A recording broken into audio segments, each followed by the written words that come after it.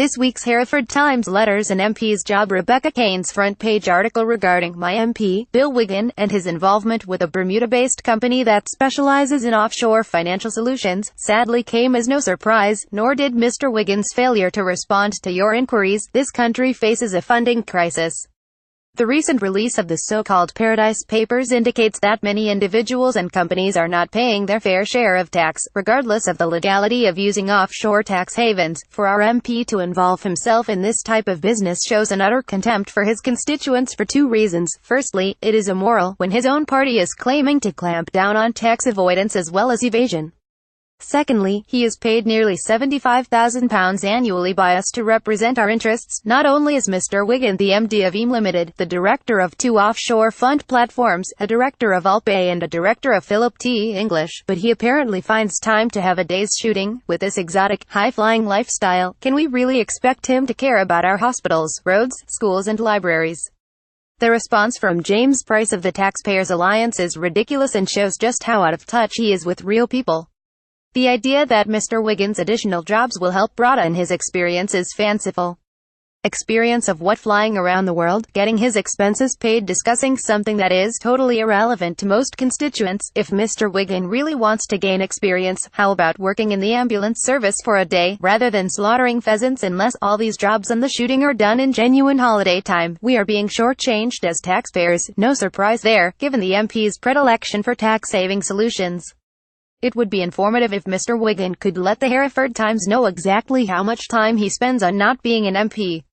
Colin Boyle at Pound Farm, Kingswood, Kington. Tax avoidance. Well said Roger Page and Anna Coda. Bill Wiggin's behavior is completely unacceptable to a lot of us. He has consistently voted for measures introduced by the present and the coalition government that have had the result of putting many children into poverty, achieving a level of homelessness not seen since the 1950s, and driving working families to ask for emergency help from food banks, and depleting the NHS, the police, schools, the fire services and other public services of sufficient funds to be able to support adequately the people who make up the unwealthy majority of this country. The type of tax avoidance with which Bill Wiggin is involved seems to many of us in his constituency nothing short of legal theft from the state. Rose Bradbury, Rose Cottage, Bradnor Green, Kington. Work ethics. I think it is jolly unfair to attack Bill Wiggin over the tax affairs of his other jobs. You must understand that he is one of the rich and therefore his lavish lifestyle should not be judged as if he were an ordinary member of the public. As an MP, he needs to maintain at least 2 houses, one of which I believe is a bungalow. Surely he has already demonstrated to everyone's satisfaction that he is incapable of correctly filling in a mortgage application, so it seems unjust to portray him as a diabolical businessman helping the rich and famous to avoid tax. I, for one, am glad that he has the work ethic to have so many high-powered jobs, gaining an understanding of the real world that he will not obtain helping his constituents. It would serve you right if Mr. Wiggin refused to write any more of his interminable opinion pieces for your paper.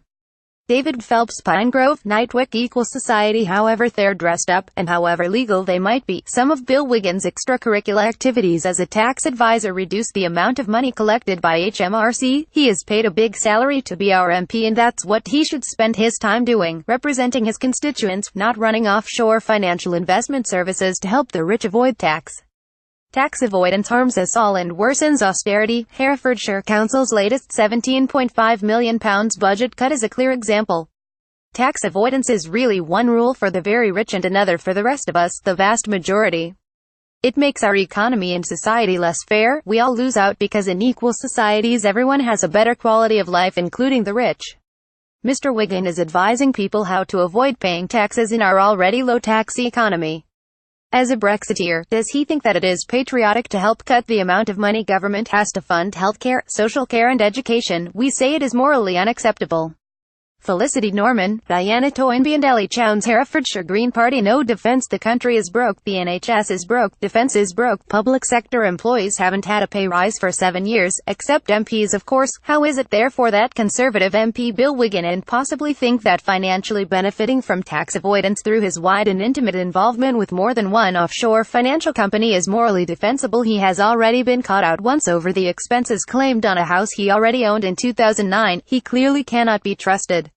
If he had an ounce of decency he would resign, or Mrs. May should sack him, or the North Herefordshire Conservative Association should deselect him. Now, Simon Davy, Tillington Common, Herefordshire, here to help. I read the recent article entitled "Why Want Police Help?" with real dismay. For those that didn't see it, it featured a local tradesman who had his tools stolen from his van. He was disappointed with the service he received from us, the police. I have since spoken to the victim myself to discuss the situation, and have been in touch with the investigator in the case to see what more we can do. We have identified a further opportunity to review CCTV and some additional lines of inquiry.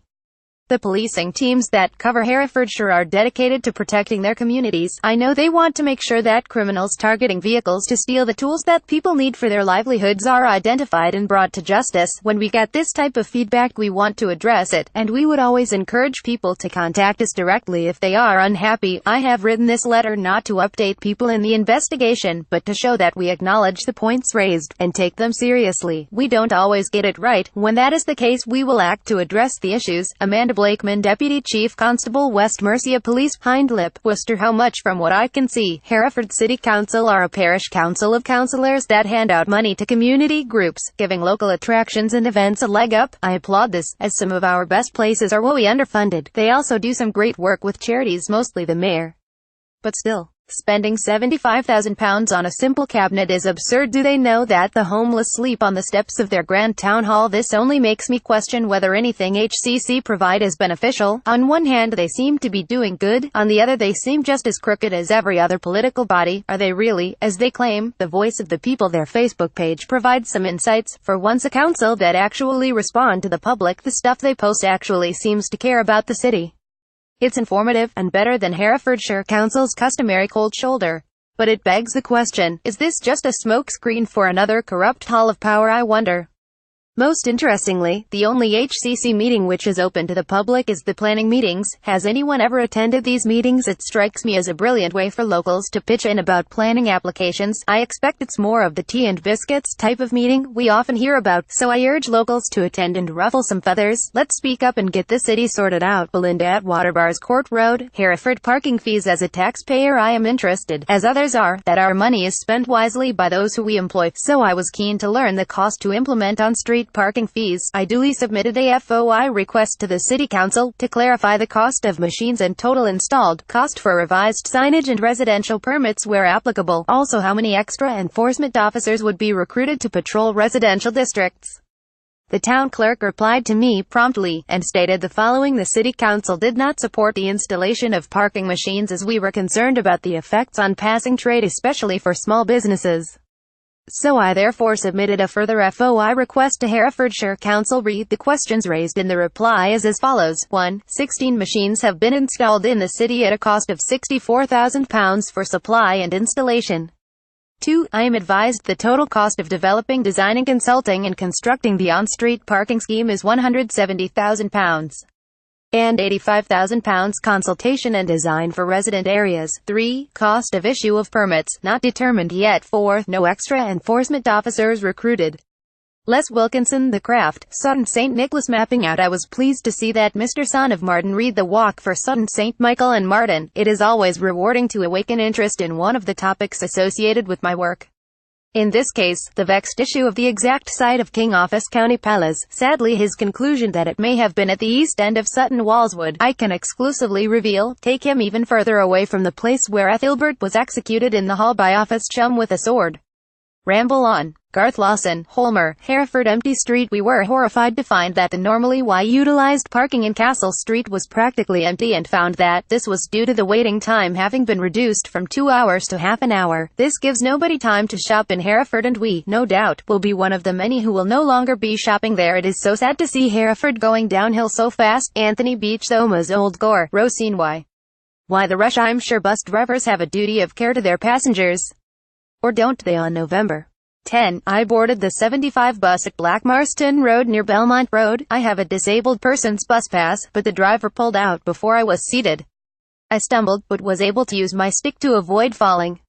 Before I got off, I asked him to wait until passengers are seated before driving off. The driver said he had a timetable, and couldn't waste time. I was flabbergasted that anyone driving a public service vehicle should take such an attitude.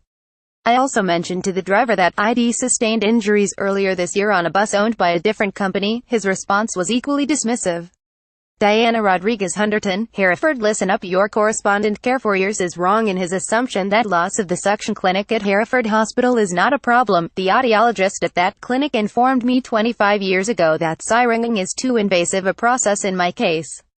Suffering from nerve deafness since my early 40s, possibly a result of measles in childhood, I am well aware of the outcome of the government's austerity policies. Specialist hearing aids were provided via the DWP's Access to Work scheme in 2000. That service was also cut by 2007.